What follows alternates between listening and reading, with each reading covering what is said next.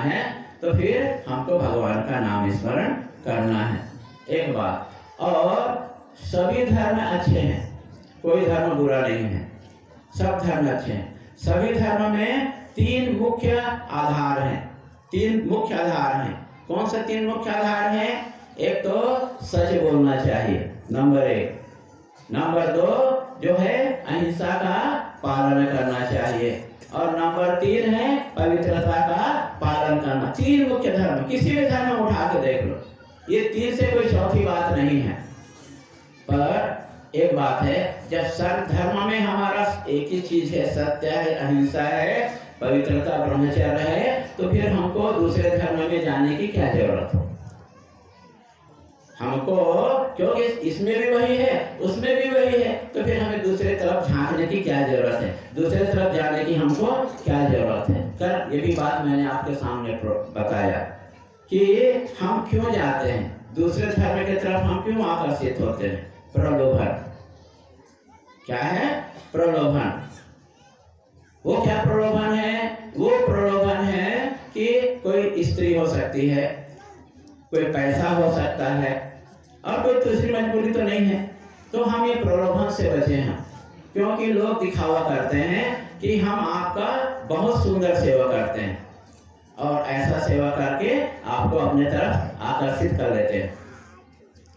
और दूसरी बात यह है कि दूसरे धर्म वाले भी वो अपने लोगों को छूट देते हैं कि तुम विपरीत धर्म वाले को अपना लाभ आकर्षित करके लाओ आप जो है।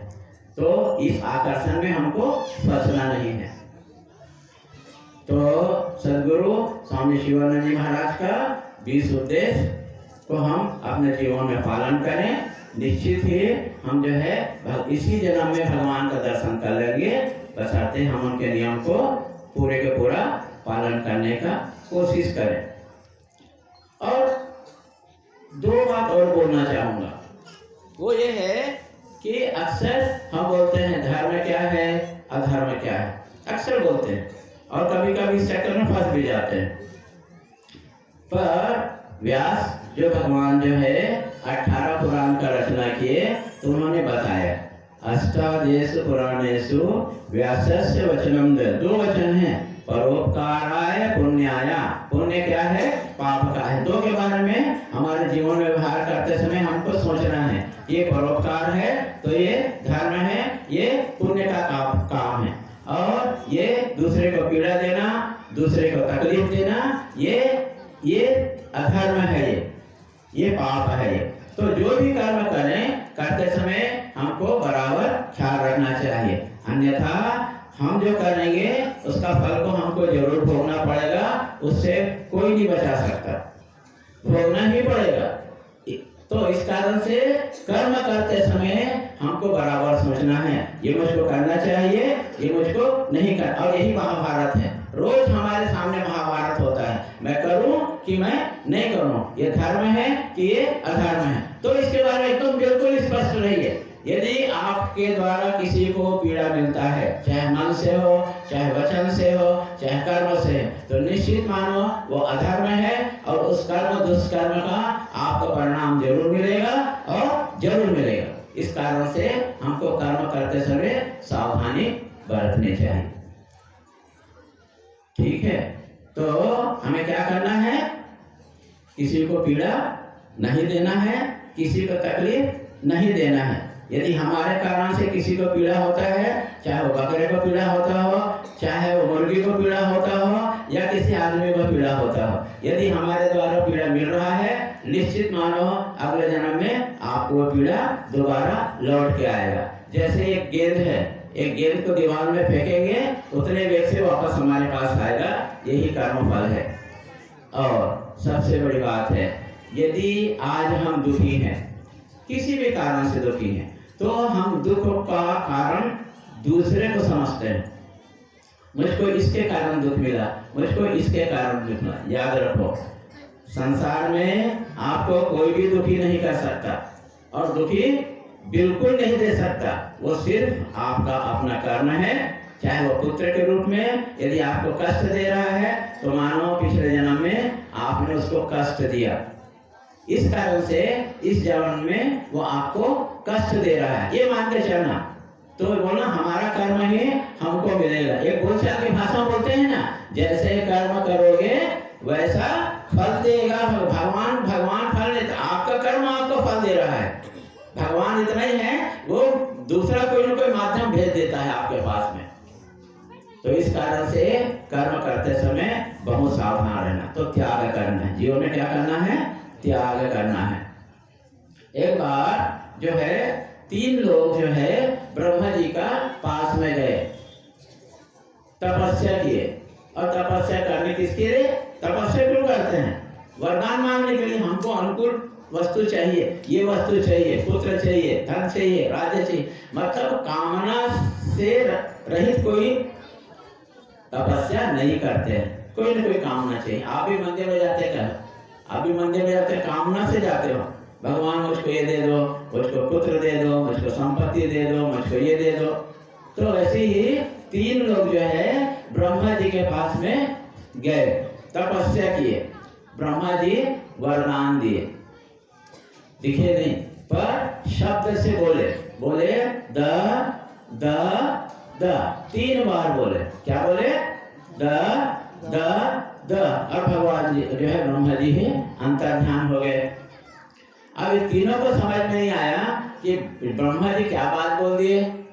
3 बार द द द बोले और गायब हो गए। तो ये ब्रह्मानंद जी स्वामी जी मिल रहे होंगे उस समय में, उनके पास में वो तीनों गए। बोले स्वामी जी ये बताओ कि ब्रह्मा जी ने 3 बार बोले द द द, हमको अर्थ थोड़ा सा समझा दो।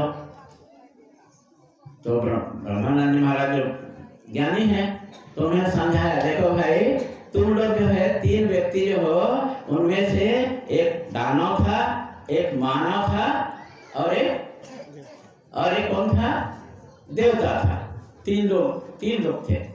तो उन्होंने समझाया कि जो है देवता लोग के, तुम लोग के लिए, तुम लोग जो है अति भोग में लिप्त रहते हो, भोग में लिप्त रहते हो। इस कारण से ब्रह्मा जी का तुम्हारे लिए संकेत है कि तुम लोग इंद्रियों का दमन करो। क्या करो? इंद्रियों का दमन करो। तो देवता लोग तो बात हो गया। मनुष्य बोले कि भाई हमारे लिए क्या है? तो बोले मनुष्य लोग, तुम लोग ये बहुत लोभी हो, ये भी आने दो, ये भी आने दो, ये भी आने दो, आने दो आने दो, कोई जाने दो नहीं बोलता है। तो सीख लो जाने दो जाने दो जाने दो। जाने देने से एक बात याद आता है, हमारे गुरुदेव स्वामी शिवानंद महाराज को क्या बोलते थे? गिवानंद। क्या बोलते थे? गिवानंद, देने वाला। देते थे, जो था वो देते जाते थे। तो मनुष्य के लिए बोले उपदेश ये है कि तुम लोग बहुत लोभी हो। इस कारण से ब्रह्मा जी को तुम्हारा संकेत है कि तुम दान दो। क्या करो? तुम जो है दान दो। दान देने से दान दो तुम लोग जो है, ठीक है। अब कौन बच गया? दानव, राक्षस।